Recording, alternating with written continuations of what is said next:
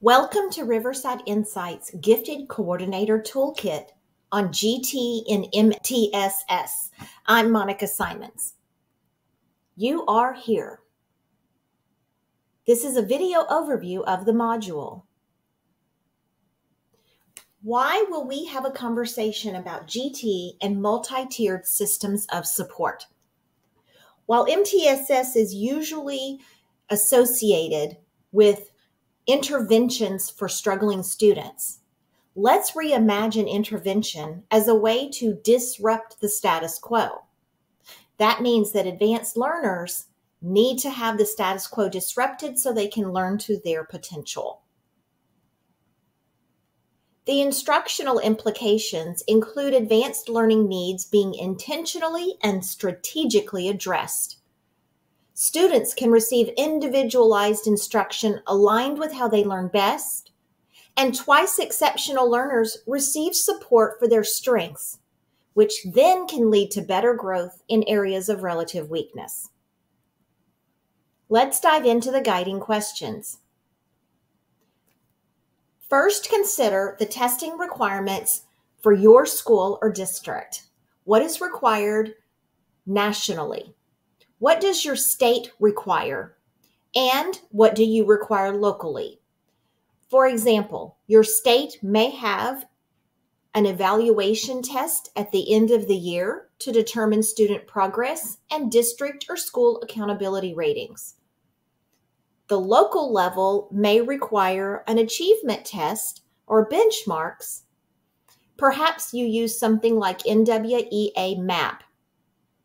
Note all of the assessments that are required for your school or district.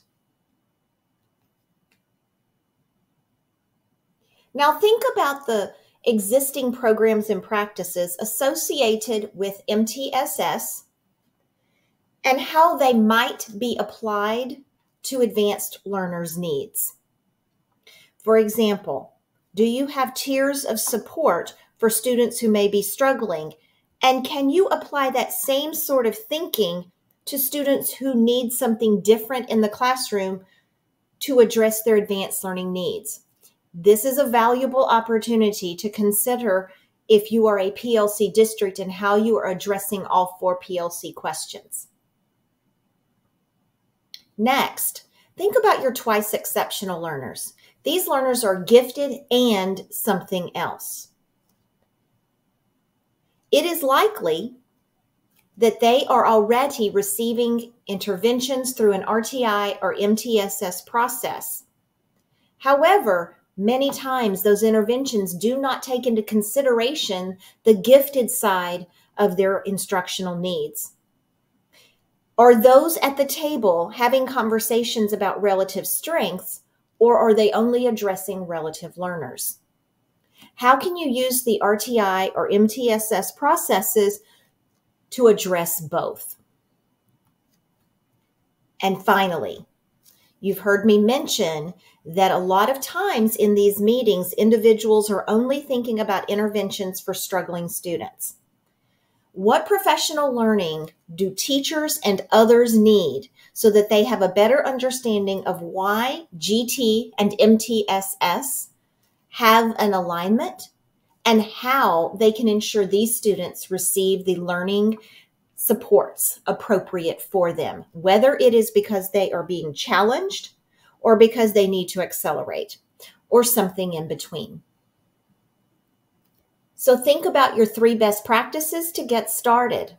Expand your MTSS framework to include tiers for your more advanced and gifted learners.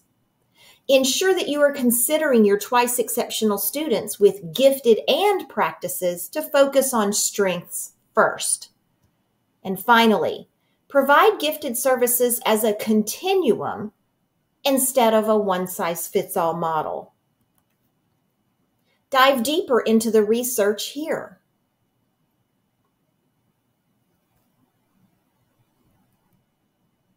We hope this Gifted Coordinator Toolkit video overview for GT and MTSS has been helpful. Let's continue the conversation and learn together.